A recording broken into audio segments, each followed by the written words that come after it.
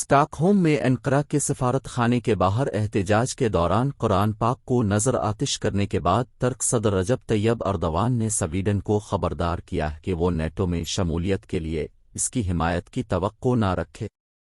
اردوان نے پیر کے روز ایک انتہائی دائیں بازو کے سیاستدان کے اس اقدام پر اپنے پہلے سرکاری رد عمل میں کہا کہ جو لوگ ہمارے سفارت خانے کے سامنے اسٹاک ہوم میں اس طرح کی توہین کی اجازت دیتے ہیں وہ اب اپنی نیٹو رکنیت کے لیے ہماری حمایت کی توقع نہیں کر سکتے۔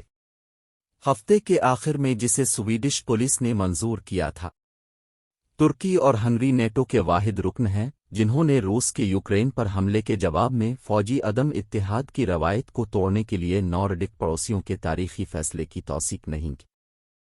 ہنگری کے وزیر اعظم وکٹر اوربان نے وعدہ کیا ہے کہ ان کی پارلیمنٹ اگلے ماہ دونوں بولیوں کی منظوری دے گی، لیکن اردگان نے ایک قریبی انتخابات کی طرف بڑھتے ہوئے اپنی ایڑیوں کو کھود لیا ہے جس میں وہ اپنی قوم پرست انتخابی بنیاد کو تقویت دینے کی کوشش کر رہے ہیں۔ انہوں نے قرآن جلانے کو 85 ملین ترک شہریوں پر حملہ قرار دیتے ہوئے کہا کہ اگر اب جمہوریہ ترکی مسلمانوں کے مذہبی عقائد کا احترام نہیں کرتے ہیں تو اب کو ہماری طرف سے نیٹو رکنیت کی کوئی حمایت نہیں ملے گی۔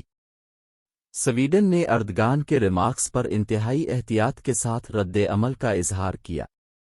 میں آج رات اس بیان پر تبصرہ نہیں کر سکتا۔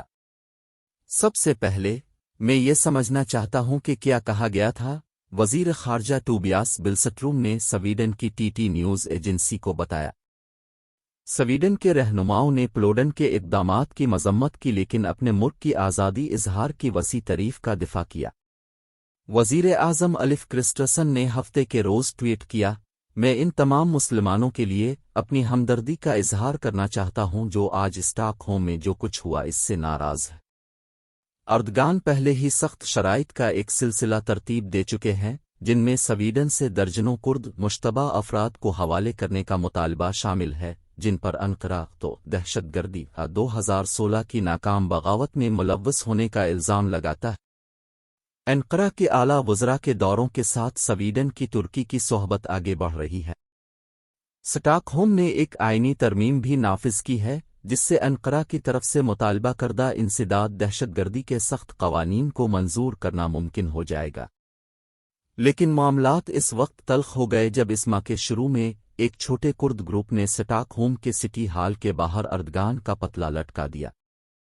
ترکی نے سویڈن کے سفیر کو طلب کیا اور اپنی پارلیمنٹ کے اسپیکر کو انقرہ کے دورے کی دعوت واپس لے لی۔ سویڈش پولیس کی طرف سے پولینڈ کے مظاہروں کو منظور کرنے کے فیصلے نے بھی ایسا ہی رد عمل ظاہر کیا۔ ترکی نے اسٹاک ہوم کے سفیر کو ایک اور ڈریسنگ کے لیے طلب کیا اور سویڈن کے وزیر دفاع کا 3 شدہ دورہ منسوخ۔